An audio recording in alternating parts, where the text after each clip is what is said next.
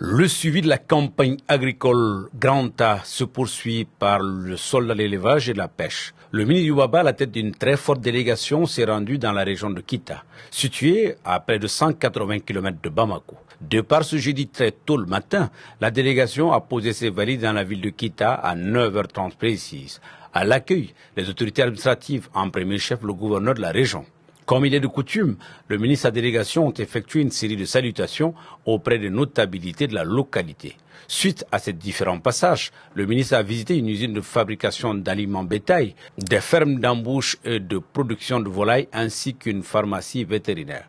La visite a débuté par la commune rurale de Sibikili, située à 5 km de Kita, où se trouve l'usine Sotra Agro SRL, spécialisée dans la production de tourteaux à base de graines de coton.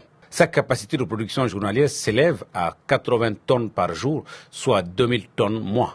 Ensuite, cap a été mis sur la ferme intégrée de Madibaba Tunkara. Bâtie sur 150 hectares, on y aperçoit des orangers, des vaches laitières, des races métisses et locales, des espaces d'aviculture, des étangs piscicoles et une écloserie de tilapia. La série de visites du ministre de l'Élevage et de la Pêche s'est poursuivie dans la commune rurale de Kofeba.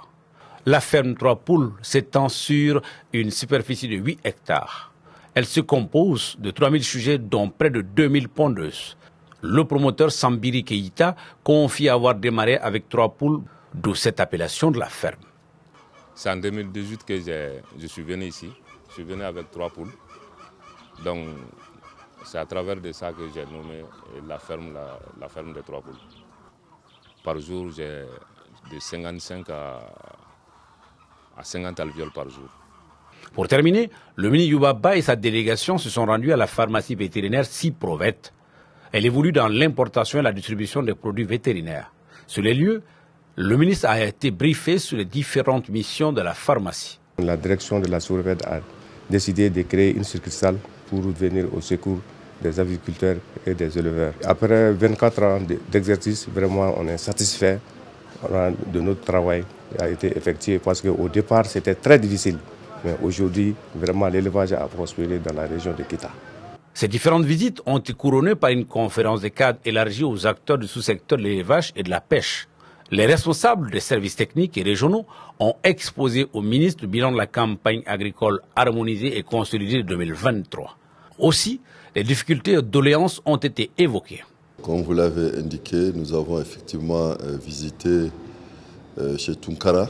Tunkara, il exploitait 12 étangs piscicoles, mais aujourd'hui, il n'exploite que 2. Cela veut dire qu'il a quelques difficultés dues au manque d'eau. Donc nous avons bien noté cet aspect.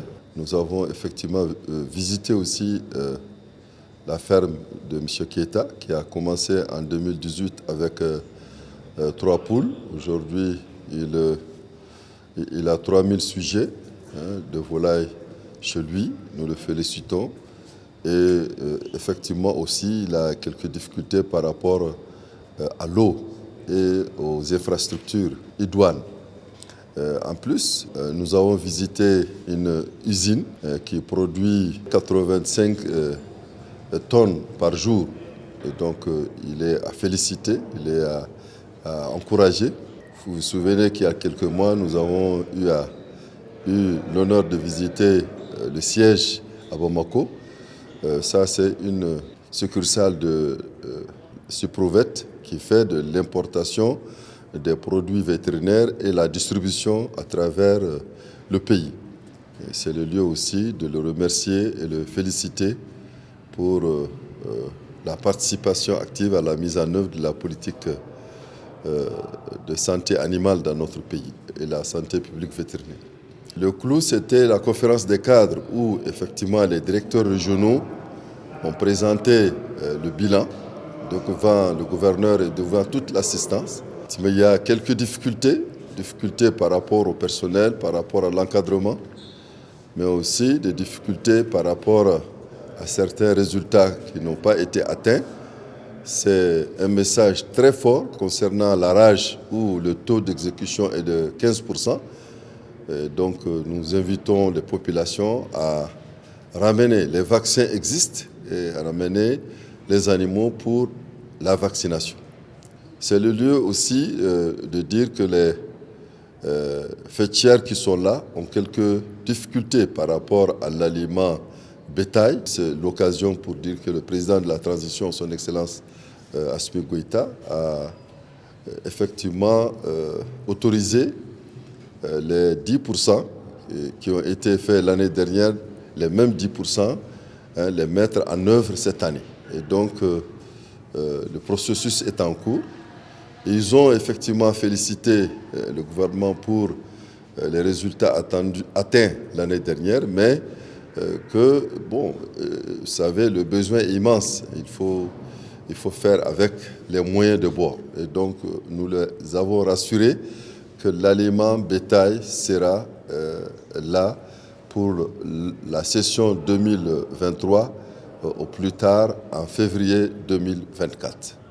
Zone agro-pastorale par excellence, Kita dispose de grands potentiels à exploiter, comme constaté lors de cette visite du ministre de l'Élevage et de la Pêche, qui a félicité les acteurs pour leur contribution à la souveraineté alimentaire et nutritionnelle dans notre pays.